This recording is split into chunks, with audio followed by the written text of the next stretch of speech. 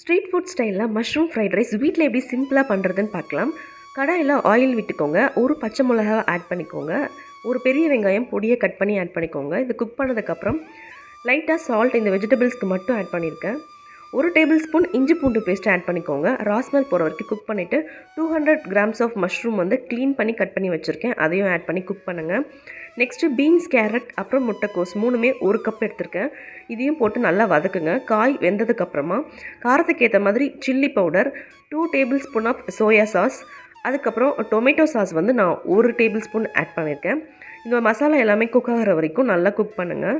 அதுக்கப்புறமா நான் pepper powder 1 spoon add பண்ணியிருக்கேன். இதெல்லாமே உங்கள் காரத்துக்கு ஏற்ற மாதிரி அட்ஜஸ்ட் பண்ணிக்கோங்க. கொஞ்சமாக கேப்சிகம் ஆட் பண்ணியிருக்கேன். இதை லாஸ்ட்டாக ஆட் பண்ணிங்கன்னா தான் அந்த டேஸ்ட் உங்களுக்கு அது க்ரன்ச்சினஸ் ரிட்டைன் ஆகும். அரிசி வேகும் போதே உப்பு போட்டு சாதம் உதிரி உதிரியாக வடிச்சிட்டேன். லாஸ்ட்டாக ஸ்ப்ரிங் ஆனியன் ஆட் பண்ணி மிக்ஸ் பண்ணிங்கன்னா டேஸ்டியான மஷ்ரூம் ஃப்ரைட் ரைஸ் வீட்லேயே ரெடி.